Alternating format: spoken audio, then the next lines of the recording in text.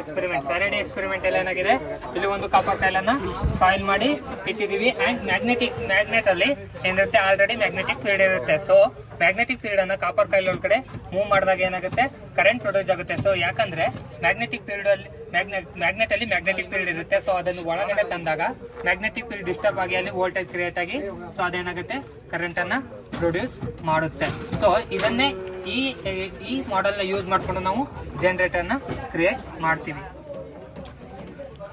So electromagnetic induction induction is A primary coil, is A secondary coil. ಇದು ಒಂದು iron circuit, iron coil ಆಗಿರುತ್ತೆ. So ನಾವು primary ಕಾಯಿಲ್ಗೆ current supply ಕೊಟ್ಟಾಗ so ಇದರಲ್ಲಿ current produce ಆಗಿ so ಇಲ್ಲೊಂದು ಮ್ಯಾಗ್ನೆಟಿಕ್ ಫೀಲ್ಡ್ ಕ್ರಿಯೇಟ್ ಆಗುತ್ತೆ. ಸೊ ಈ ಮ್ಯಾಗ್ನೆಟಿಕ್ ಫೀಲ್ಡ್ ಇಂದ ಇದು ಸೆಕೆಂಡರಿ ಕಾಯಿಲ್ ಚಾರ್ಜ್ ಆಗಿ ನಾವು ಔಟ್ಪುಟ್ ಕರೆಂಟ್ ಅನ್ನ ಪಡ್ಕೊಳ್ತೀವಿ. ಸೊ ಇದನ್ನ ನಾವು ಎಲ್ಲಿ ಯೂಸ್ ಮಾಡ್ತೀವಿ ಅಂದ್ರೆ ಟ್ರಾನ್ಸ್ಫಾರ್ಮರ್ಗಳಲ್ಲಿ ಯೂಸ್ ಮಾಡ್ತೀವಿ. ಸೊ ಫ್ಯಾರಡೆ ಎಕ್ಸ್ಪೆರಿಮೆಂಟ್ ಜನರೇಟರ್ ಅಲ್ಲಿ ಫ್ಯಾರಡೆ ಎಕ್ಸ್ಪೆರಿಮೆಂಟ್ ಅಲ್ಲಿ ಏನ್ ಮಾಡಿದ್ವಿ, ಕಾಪರ್ ಕಾಯಿಲ್ ಅನ್ನ ಕಾನ್ಸ್ಟೆಂಟ್ ಆಗಿಟ್ಟು ಮ್ಯಾಗ್ನೆಟ್ ಅನ್ನ ಮೂವ್ ಮಾಡ್ತೀವಿ. ಸೊ ಇದರಲ್ಲಿ ಮ್ಯಾಗ್ನೆಟ್ ಅನ್ನ ಕಾನ್ಸ್ಟೆಂಟ್ ಆಗಿಟ್ಟು ಕಾಪರ್ ಕಾಯಿಲ್ ಅನ್ನ ಮೂವ್ ಮಾಡಿದಾಗ ಕರೆಂಟ್ ಪ್ರೊಡ್ಯೂಸ್ ಆಗುತ್ತೆ. ಸೊ ನಾವು ಎಷ್ಟು ಫೋರ್ಸ್ ಹಾಕಿ ಕಾಪರ್ ಕಾಯಿಲ್ ಅನ್ನ ಮೂವ್ ಮಾಡ್ತೀವಿ ಅಷ್ಟು ಕೂಡ ನಮ್ಗೆ ಎಕ್ಸ್ಟ್ರಾ ಕರೆಂಟ್ ಪ್ರೊಡ್ಯೂಸ್ ಆಗ್ತಾ ಇದೆ.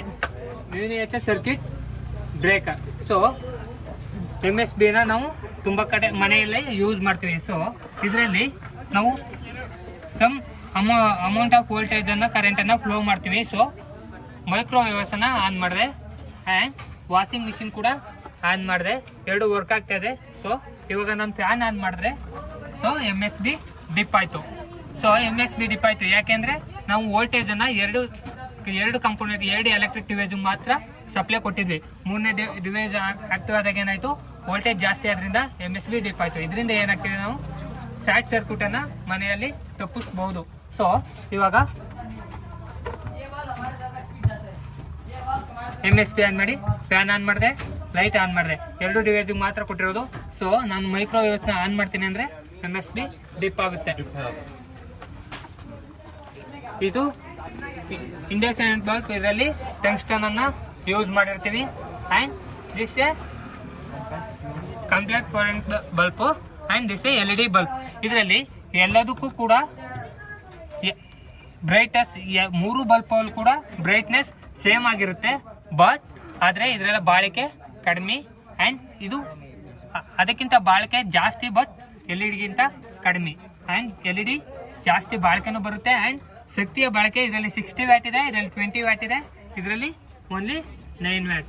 ಸೊ ನಾವು ಟೈಪ್ಸ್ ಆಫ್ ಬಲ್ಬ್ ಅಲ್ಲಿ LED ಬಲ್ಬ್ ಅನ್ನ ಯೂಸ್ ಮಾಡಿದ್ರೆ ಕರೆಂಟ್ ಕೂಡ ಸೇವ್ ಮಾಡಬಹುದು ಅಂಡ್ ಹೆಚ್ಚು ಬಾಳಿಕೆ ಕೂಡ ಹೆಚ್ಚು ಬಳಸಲು ಕೂಡ ಬಹುದು. ತುಂಬಾ ಲಾಂಗ್ ಟೈಮ್ ಅಲ್ಲಿ ಕಡಿಮೆ ಒಂದೇ ಬಲ್ಬ್ ಅನ್ನ ಜಾಸ್ತಿ ಲಾಂಗ್ ಟೈಮ್ ಕೂಡ ಬಳಸಬಹುದಾಗಿದೆ. So conductor and insulator. Conductor is a material to flow a current to throw it. So insulator, conductor. So copper is a good conductor of electricity and aluminum also good conductor of electricity, but plastic is not flow a current. So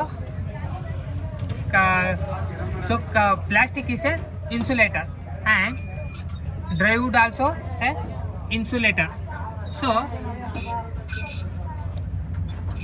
and ಈ graph ಅಲ್ಲಿ ನೋಡಿ, silver is A good conductor of electricity but do not use because this high cost. And copper and aluminum is a good conductor of electricity but not silver. So silver is a high electricity produced. So good conductor of electricity. Silver is a good conductor of electricity. Negative positive is zinc and positive positive is copper.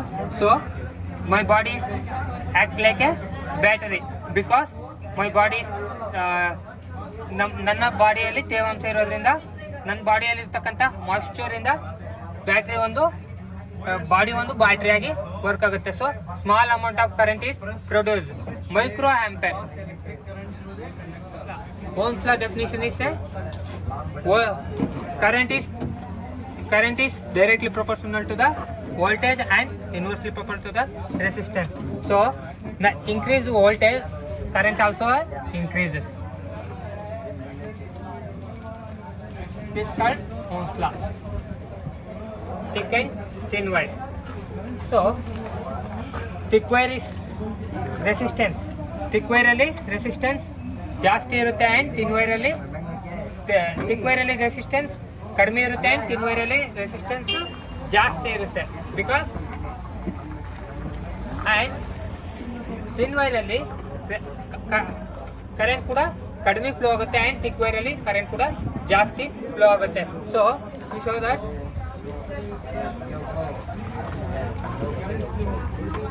thick wire current produces 0.5 ampere and thin wire 0.2 ampere. So thick wire ಅಲ್ಲಿ current ಕೂಡ ಜಾಸ್ತಿ flow ಆಗುತ್ತೆ and resistance ohm meter ರೆಸಿಸ್ಟೆನ್ಸ್ನ measure ಮಾಡೋದಕ್ಕೆ ಬಳಸ್ತೀವಿ. So thick ವೈರಲ್ಲಿ resistance ಕಡಿಮೆ ಇದೆ and thin ವೈರಲ್ಲಿ resistance ಜಾಸ್ತಿ ಇದೆ. ಪ್ಯಾರಲಲ್. ಸೊ ಒಂದು ಸರ್ಕ್ಯೂಟನ್ನು ಎರಡು ರೀತಿ ಕನೆಕ್ಟ್ ಮಾಡ್ಬೋದು, ಸೀರೀಸ್ ಆ್ಯಂಡ್ ಪ್ಯಾರಲಲ್. ಸೊ ಸೀರೀಸಲ್ಲಿ ಒಂದು ಕಾಂಪೊನೆಂಟ್ ಆ್ಯಂಡ್ ಇನ್ನೊಂದು ಕಾಂಪೊನೆಂಟ್ಗೆ ಕನೆಕ್ಟ್ ಮಾಡಿರ್ತೀವಿ. ಸೊ ಕರೆಂಟ್ ಇನ್ನೊಂದು ಕಾಂಪೊನೆಂಟ್ ಕನೆಕ್ಟ್ ಆದಾಗ ಇದು ಜಾಸ್ತಿ ಗ್ಲೋ ಆಗ್ತಾ ಇಲ್ಲ. So because voltage current is ಸೇಮ್ಲಿ ಒಂದೇ ರೀತಿ ಕರೆಂಟು ಪ್ರೊಡ್ಯೂಸ್ ಆದರೂ ಕೂಡ ವೋಲ್ಟೇಜ್ ಎರಡಕ್ಕೂ ಕೂಡ ಡಿವೈಡ್ ಆಗ್ತಾ ಇದೆ. ಸೊ ಆದ್ದರಿಂದ ಬಲ್ಬು ಕಡಿಮೆ ಗ್ಲೋ ಆಗ್ತಾ ಇದೆ ಆ್ಯಂಡ್ ಒಂದು ಕಾಂಪೊನೆಂಟ್ ಡ್ಯಾಮೇಜ್ ಆದರೆ ಹೋಲ್ ಸರ್ಕ್ಯೂಟ್ ಕೂಡ ಡ್ಯಾಮೇಜ್ ಆಗುತ್ತೆ. ಸೊ ಪ್ಯಾರಲಲ್ಲಿ ಇನ್ನೊಂದು ಬಲ್ಬನ್ನು ಕನೆಕ್ಟ್ ಮಾಡಿದ್ರು ಕೂಡ ಎರಡು ಕೂಡ ಗ್ಲೋ ಆಗ್ತಾ ಇದೆ. ಸೊ ಇದರಲ್ಲಿ ವೋಲ್ಟೇಜ್ ಸೇಮ್ ಆಗಿದೆ ಆ್ಯಂಡ್ ಕರೆಂಟ್ ಎರಡಕ್ಕೂ ಕೂಡ ಡಿವೈಡ್ ಆಗ್ತಾ ಇದೆ. ಸೊ ಇದರಲ್ಲಿ ಕರೆಂಟ್ ಡಿವೈಡ್ ಆಗುತ್ತೆ, ಇದರಲ್ಲಿ ವೋಲ್ಟೇಜ್ ಡಿವೈಡ್ ಆಗುತ್ತೆ. Alternating current and direct current. So ಇಲ್ಲಿ ಏನಾಗ್ತಾ ಇದೆ, ಆಲ್ಟರ್ನೇಟ್ ಕರೆಂಟಿಂಗ್ ಅಂದರೆ ಅದರಲ್ಲಿ ಪಾಸಿಟಿವ್ ಆ್ಯಂಡ್ ನೆಗೆಟಿವ್ ಅಲ್ಲಿ ಎರಡೂ ಕಡೆ ಫ್ಲೋ ಆಗ್ತಾ ಇದೆ ಆ್ಯಂಡ್ ಡೈರೆಕ್ಟ್ ಕರೆಂಟ್ ಏನಿದ್ರು ಓನ್ಲಿ ಒಂದು ಸೈಡ್ ಮಾತ್ರ ಮೂವ್ ಆಗುತ್ತೆ. So this A alternating current. So this A magnet ಅಲ್ಲಿ ಏನಿರುತ್ತೆ, ನಾರ್ತ್ ಅಂಡ್ ಸೌತ್ ಇರುತ್ತೆ. ಸೊ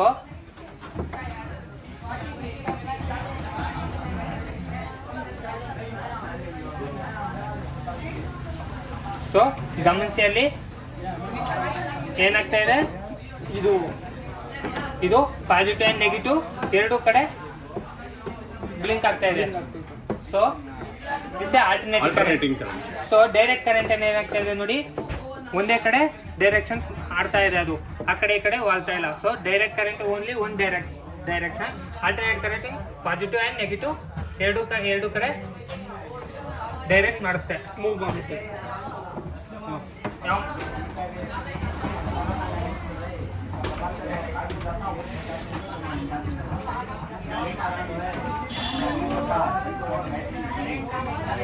ಯಾವ ಮ್ಯಾಗ್ನೆಟ್ ಇದು? ಸೊ ಈ ಮ್ಯಾಗ್ನೆಟ್ ಅಲ್ಲಿ ಏನಿರುತ್ತೆ, ಮ್ಯಾಗ್ನೆಟಿಕ್ ಫೀಲ್ಡ್ ಇರುತ್ತೆ. ಸೊ ಮ್ಯಾಗ್ನೆಟಿಕ್ ಫೀಲ್ಡ್ ಯಾವ ರೀತಿ ವರ್ಕ್ ಆಗುತ್ತೆ ಅಂದ್ರೆ, north pole to south pole. So direction north to south ಇದೆ. ಸೊ ಹಾಗೇನೆ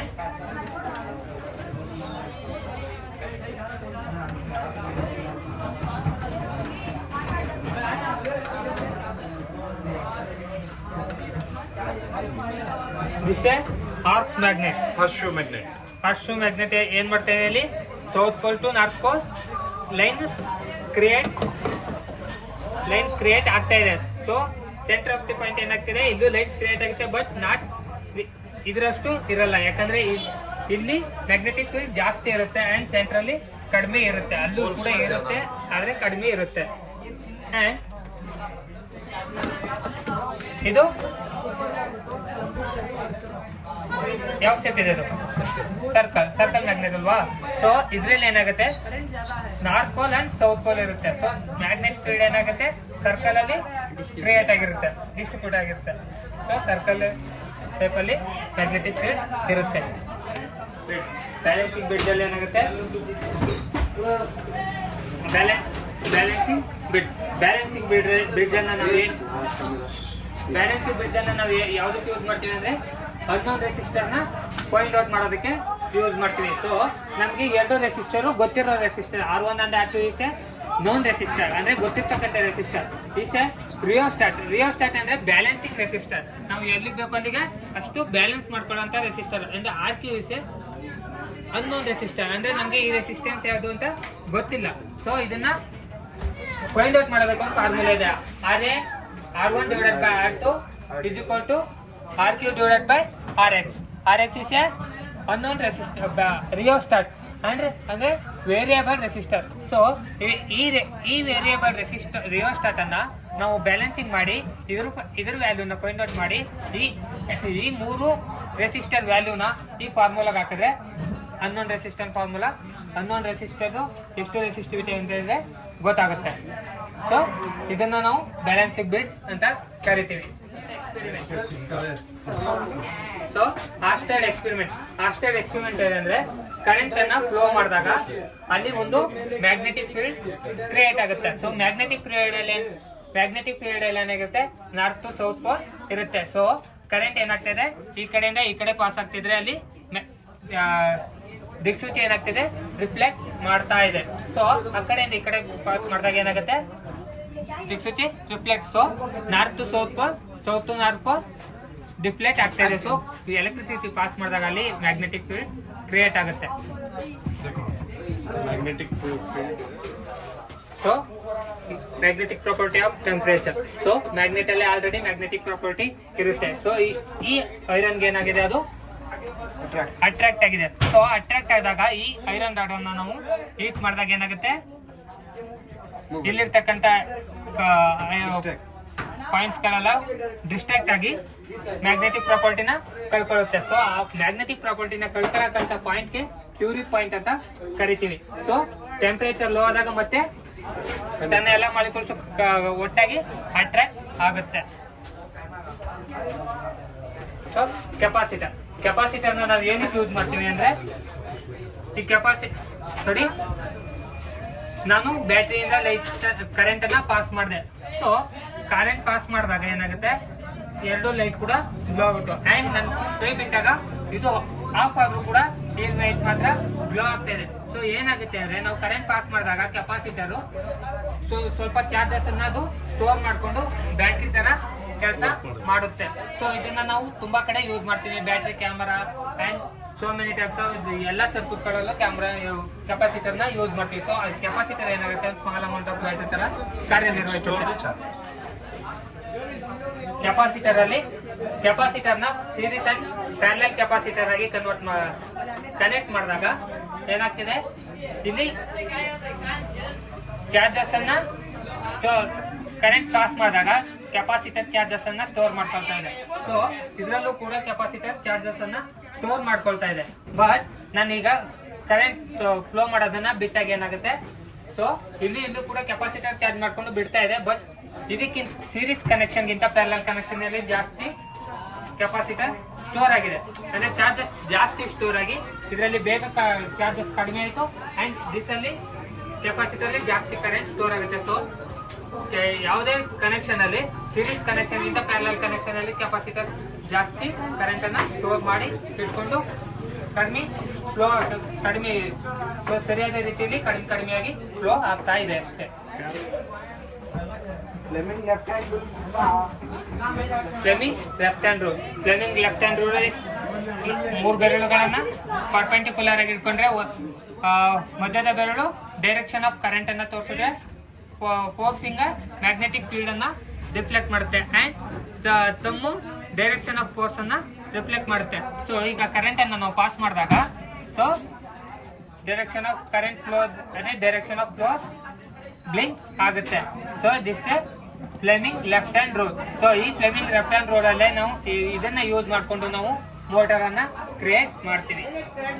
ಡಿಸಿ ಮೋಟರ್ ಯಾವ ರೀತಿ ಯೂಸ್ ಮಾಡ್ತೀವಿ ಅಂದ್ರೆ, ಸೊ ಫ್ಲೆಮಿಂಗ್ ನ ಲೆಫ್ಟ್ ಹ್ಯಾಂಡ್ ರೂಲ್ ಪ್ರಕಾರ ಡಿಸಿ ಮೋಟರ್ ನ ಯೂಸ್ ಮಾಡ್ತೀವಿ ಅಂಡ್ ಆ ಪ್ರಿನ್ಸಿಪಲ್ ಅನ್ನ ಬಳಸ್ಕೊಂಡು ಇದು ಮ್ಯಾಗ್ನೆಟಿಕ್ ಫೀಲ್ಡ್ ಇರುತ್ತೆ. ಸೊ ಇದಕ್ಕೆ ಕಾಪರ್ ಕಾಯಿಲನ್ನ ಪ್ಲೇಸ್ ಮಾಡಿದೀವಿ ಮ್ಯಾಗ್ನೆಟಿಕ್ ಫೀಲ್ಡ್ ಮಧ್ಯೆ ಕಾಪರ್ ಕಾಯಿಲ್ನ ಪ್ಲೇಸ್ ಮಾಡಿ ಅದಕ್ಕೆ ಕರೆಂಟ್ ಸಪ್ಲೈ ಕೊಟ್ಟರೆ ಅದು ರೊಟೇಟ್ ಆಗುತ್ತೆ. ಸೊ ಯಾವ ರೀತಿ ರೊಟೇಟ್ ಆಗ್ತಿದೆ ಅಂದರೆ ಡೈರೆಕ್ಷನ್ ಕರೆಂಟ್ಗೆ direction of force anticlockwise ಆಗಿ ಕ್ರಿಯೇಟ್ ಆಗ್ತಾ ಇದೆ. ಇಲ್ಲಿ this a iron ball and this a magnetic ball. So magnetic ball move ಆಗ್ತಾ ಇರ್ಬೇಕಾದ್ರೆ ಒಂದು ಅಲ್ಲಿ ಎಡ್ಡಿ ಕರೆಂಟ್ ಪ್ರೊಡ್ಯೂಸ್ ಆಗುತ್ತೆ. ಸೊ ಎಡ್ಡಿ ಕರೆಂಟ್ ಪ್ರೊಡ್ಯೂಸ್ ಆದಾಗ ಅಲ್ಲಿ electric field and magnetic field ಎರಡು ಘರ್ಷಣೆಯಾಗಿ ಬಾಲು ಸ್ಟಾಪ್ ಆಗಿ ಅಂಡ್ ಅಲ್ಲಿ electric field eddy current stop ಆದಾಗ ಮ್ಯಾಗ್ನೆಟಿಕ್ ಫೀಲ್ಡ್ ಮತ್ತೆ ಸ್ಟಾರ್ಟ್ ಆಗಿ ಸೊ ಬಾಲ್ ಏನಾಗ್ತದೆ ನಿಧಾನಕ್ಕೆ ಸ್ಲೋ ಆಗಿ ಮೂವ್ ಆಗ್ತಾ ಇದೆ ಅಂಡ್ ಸ್ಟಾಪ್ ಆಗಿ ಮೂವ್ ಆಗ್ತಾ ಇದೆ.